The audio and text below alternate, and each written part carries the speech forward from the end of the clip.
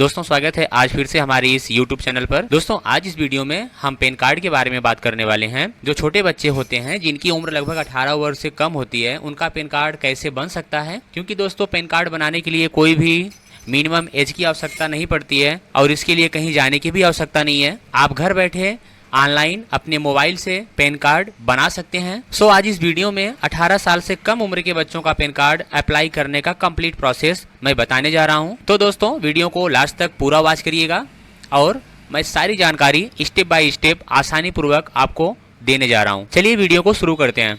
दोस्तों इसके लिए सबसे पहले आपको आ जाना है ब्राउजर पे। आने के बाद आपको यहाँ पे टाइप करना है डिजिटल इंडिया पोर्टल। टाइप करने के बाद दोस्तों आपको जैसे आप सर्च करेंगे तो सर्च करने के बाद आप एक नए पेज पे आ जाएंगे और नए पेज पे आने के बाद यहाँ पे जो ये पहला लिंक आपको दिखाई दे रहा है डिजिटल इंडिया पोर्टल का, इसी लिंक पे आपको क्लिक करना है। क्लिक करने के बाद जैसे ही आप आगे बढ़ेंगे तो आप देख सकते हैं एक नए पेज पे आ जाएंगे डिजिटल इंडिया पोर्टल के।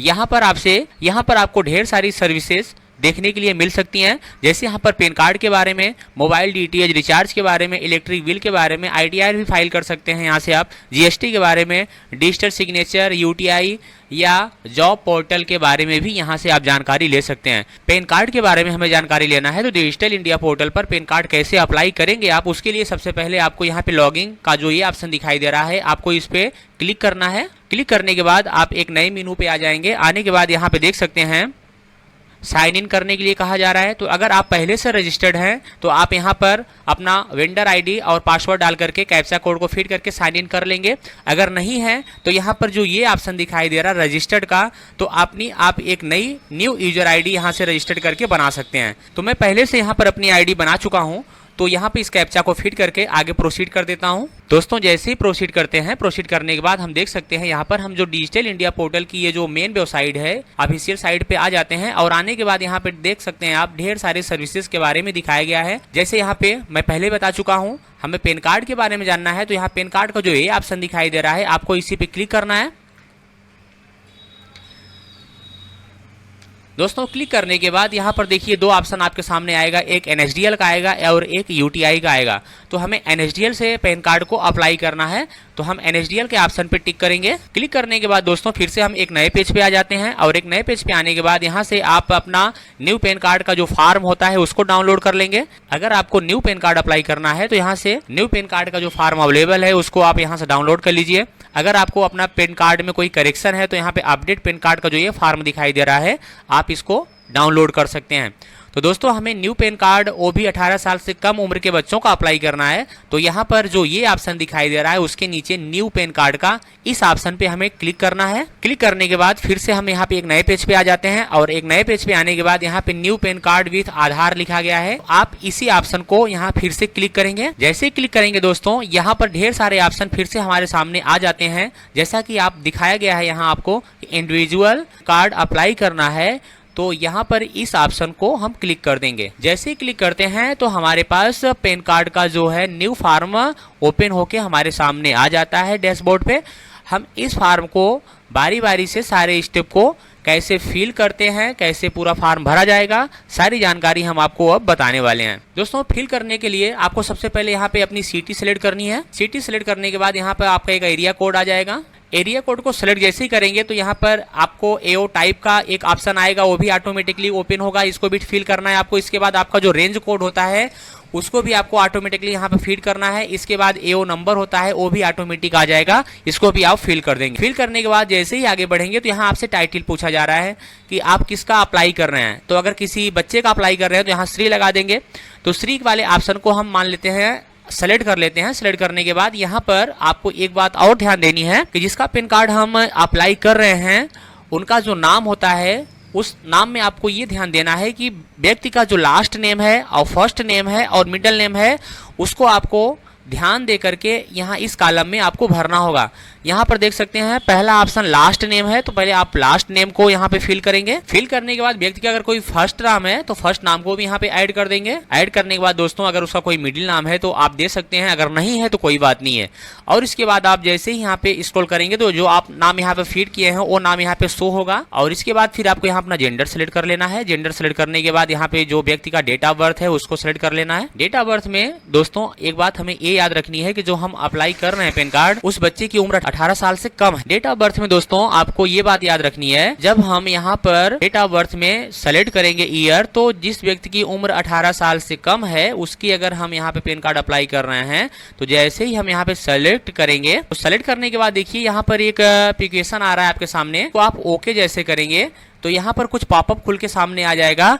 यहाँ पे आपको ये बात याद रखनी है कि यहाँ पे आपको गाइड किया गया है कि अगर आप माइनर पैन कार्ड अप्लाई कर रहे हैं तो यहाँ पे आपको कौन कौन सी बातों को फॉलो करना है जिससे आपका पैन कार्ड कोई मिस्टेक ना हो। यहाँ पे जो फर्स्ट ऑप्शन है दोस्तों, हम उसको पढ़ के बता देते हैं कि यदि कोई पैन कार्ड 18 वर्ष से कम उम्र का होता है तो उसमें जो फोटो लगता है वह बच्चे का लगता है, लेकिन हस्ताक्षर बच्चे का नहीं, मम्मी या पापा या अभिभावक का होगा। हाँ दोस्तों, ये बात आपको याद रखनी। दूसरा पॉइंट आपको ये याद रखना है कि बच्चों के आधार कार्ड के साथ जिसका आप हस्ताक्षर करा रहे हैं उसका आधार कार्ड भी आपको लगाना होता है। फॉर्म पर पिछले पेज पर कॉलम नंबर 14 में आपको जिसका आप हस्ताक्षर करा रहे हैं उसके आधार कार्ड में जो नाम और एड्रेस है वो भरना जरूरी होता है। तो दोस्तों इन पॉइंट्स को हमें गाइड करना है, तो गाइड करने के बाद ही हम यहाँ पे माइनर पैन कार्ड अप्लाई कर सकते हैं और हमारा पैन कार्ड आसानी पूर्वक हमारे दिए गए एड्रेस पे आ जाता है। तो दोस्तों इसके बाद आपको यहाँ पे फादर्स का डिटेल देना है। फादर्स का डिटेल देने के बाद आगे जैसे स्क्रॉल करेंगे तो यहाँ पर व्यक्ति का जो एड्रेस है, ब्लॉक हो गया, विलेज हो गया, पोस्ट ऑफिस हो गया, और यहाँ पे जो तहसील होता है, और इसके बाद जो उसका डिस्ट्रिक्ट है, और यहाँ पे जो स्टेट है, और उसका जो पिन कोड होगा और जो कंट्री नेम होगा आप वहाँ पर इंटर कर देंगे। दोस्तों इसके बाद जो आपने रिप्रेजेंटेटिव का आधार कार्ड इस माइनर पैन कार्ड में लगाया हुआ है, कि चाहे फादर्स हो सकते हैं, मदर्स हो सकती हैं, या आपके कोई गार्जियन हो सकते हैं, फिर उनका एड्रेस जो आप फीड करेंगे उसमें जो ये ब्लॉक नंबर है उसको फीड करना है। इसके बाद उनका विलेज देना है, विलेज नेम, उसके बाद पोस्ट ऑफिस नेम देना है। इसके बाद यहाँ पे उनका जो सब डिवीज़न है वो फीड कर देना है। इसके बाद यहाँ डिस्ट्रिक्ट फीड करना है। इसके बाद यहाँ पे आपको स्टेट सेलेक्ट कर लेना है। करने के बाद पिन कोड भी ऐड कर देना होगा। ऐड करने के बाद आप जैसे स्क्रॉल करके नीचे आएंगे तो यहाँ पर आप देख सकते हैं उनका वेरिफिकेशन प्लेस आपसे पूछा जा रहा है, तो वेरिफिकेशन प्लेस ऐड कर देंगे। ऐड करने के बाद दोस्तों नीचे स्क्रॉल करके जब आएंगे तो यहाँ पर आपको पैन कार्ड की कुछ फीस भी पे करनी होगी, जिसका टोटल अमाउंट है 107 रुपीज़। तो इतना पैसा आप देने के बाद ही आप यह पैन कार्ड अप्लाई कर सकते हैं। दोस्तों सारे कॉलम को भरने के बाद आप क्या करेंगे, नीचे स्क्रॉल करके आएंगे और यहाँ पे एक सबमिट का ऑप्शन दिखाई देगा, आप उस पर टिक करके फॉर्म को कम्प्लीटली लॉक कर देंगे। दोस्तों आवेदन को जैसे ही आप सबमिट करेंगे तो आपको यहाँ पर आवेदन सबमिट होने के बाद आपको उसका एक टोकन नंबर मिल जाएगा। इस टोकन नंबर से आप उस एप्लीकेशन को आप ट्रैक कर सकते हो। इतना करने के बाद यहाँ पर अब आपको आ जाना है अपलोड के ऑप्शन पे। अपलोड के ऑप्शन पे आने के बाद आपने जो एप्लीकेशन पहले से ही सबमिट करके रखा हुआ है वहाँ पर अब आपसे यहाँ पर कहा जा रहा है कि जो फॉर्म आपने पहले से अपलोड करके पूरा भर के रखा हुआ है, जो बताया हूँ आपको, उस फाइल को यहाँ पर आपको अपलोड करना है। चलिए अपलोड वाले ऑप्शन पे हम क्लिक करते हैं। करने के बाद यहाँ पर जो फॉर्म नंबर 49 हमारा पहले से जो आपने भर के रखा हुआ है उस फॉर्म को आपको यहाँ पर अपलोड कर देना है।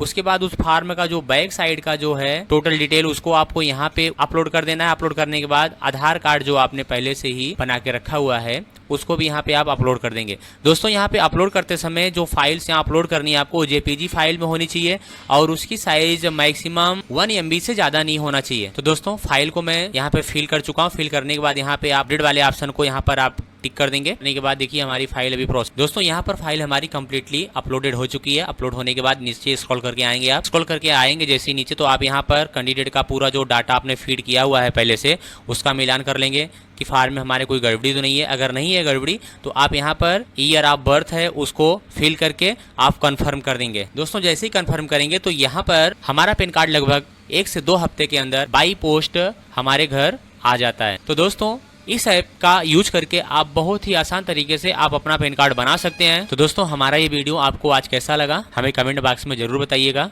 और हमारी इस जानकारी में अगर कोई भी डिटेल्स आपको समझ में ना आया हो तो आप हमें पर्सनली कमेंट करके मैसेज कर दीजिएगा और हम आपको पूरी जानकारी बाय मैसेज दे देंगे। तो दोस्तों आज के वीडियो में बस इतना ही। तब तक के लिए जय हिंद, जय भारत।